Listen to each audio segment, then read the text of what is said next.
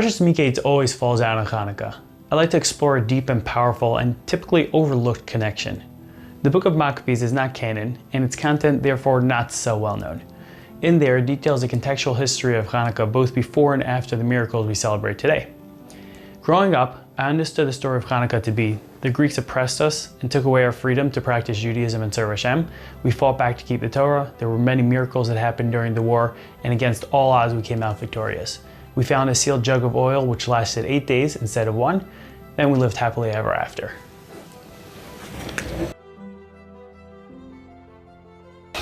In reality, our story starts in the year 332 BCE when Alexander the Great bows down to Shimon HaTzadik. This is a time when the Hellenistic culture was brought to the world. In 187 BCE, Seleucus IV succeeded the Syrian portion of the throne, which included Israel. At that time, Chanukah was a Kohen Gadol. Seleucus needed to pay tribute to the Romans after they defeated the Greeks in 190 BCE. A group of Jews led by a Jew named Shimon, who had a different view for the future of Judaism, advised Seleucus that there was a great treasure in the temple which could help him pay the tribute. Seleucus went to seize the treasure, but was unsuccessful because it was miraculously guarded by angels.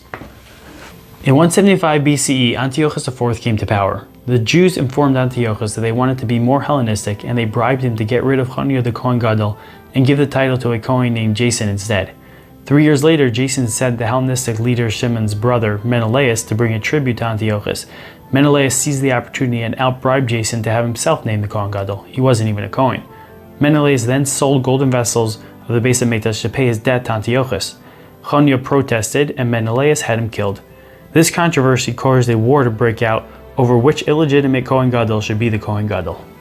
In 168 BC, Antiochus stepped in to put an end to the madness. He killed 40,000 Jews, desecrated the temple, and began the well-known era of Jewish oppression. In 165 BC, after 5 miraculous battles won by the Maccabees revolution, we found the sealed jug of oil and experienced the Nei Shemen. In 164 BC, Antiochus V came to power, and again the Jews sent a message to the new king asking him to keep fighting the Jews who were reinstating the Torah way of life. Hashgacha Pratit, Hashem stirred up some political activities which caused Antiochus to form a peace treaty with the Jews. In 161 BC, Antiochus V was murdered and succeeded by Demetrius. You guessed it, the Jews asked Demetrius to get rid of the Jews. The Jews were driven to the desert where they continued to fight and won a few more battles. Finally, in the year 140 BCE, 25 years after the Nei Shemen, the last surviving brother, Shimon HaMaccabee, gained political independence for his people, and there was peace in Israel. So there you have it, the condensed longer version of our Chanukah story. I like to read a quote from Rav Shanshul Farl Hirsch. For you must note that this revolt of which voices of the past have just given an account, this revolt was not one provoked from without. It was not the consequence of Antiochus' wild attack on Judaism. This revolt of Jewish teachers of God's law and the upper classes of society in Judea was voluntary. It preceded the frenzy of the king. It was strictly speaking the actual cause, the real origin of the subsequent fanatical anti-Jewish outbreak. Not in his wildest dreams would it have occurred to Antiochus to convert Jews from Judaism to Greek culture, had not Jews and priests of Jewry disclosed to him that Judaism no longer held a place in their heart, that they were only waiting for the royal command to place Zeus on the altar of the eternal, and that at the same time the common people, the lower classes, could be easily lured into the other camp or made to suffer martyrdom if they refused. Now, let's take a look at the Chanukah Parsha to see what Hashem is telling us every year. Yosef was king, there was a famine, so his brothers came to Egypt to buy food. He brought them to the castle and accused them of being spies. They said they weren't, so he told them to go back home and get Binyamin to prove it. Then he decided to keep Shimon. Now there's a medrash here. Medrashim are not meant to be taken literal, but we had better not ignore them. Shimon said to Yosef, "Sure, I'll stay, but you gotta catch me first." Yosef told his bodyguards to get him. They got close, Shimon let out a terrifying yell. Their teeth shattered and they fled in fear.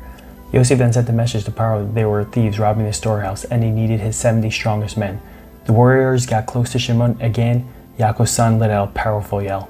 The teeth shattered and they fled in terror. Little Menashe, who was 7 years old at the time, had enough. He got up, whacked his uncle across the face, knocking him out cold. Shimon was tied up and put in prison, and the brothers went on their way. The next morning, Shimon woke up. He realized what happened, and he said, "Maka zu mi beit abahaya." That hit came from my father's house. Only someone from Yaakov's family can cause me harm. This bone-chilling theme is ever present throughout our history, and it's quietly highlighted every year on Chanukah. It's interesting to note all the Shimons. What's the connection between them? I don't know if there's a connection, but we do know that nothing is random, so if you know of any, please let me know.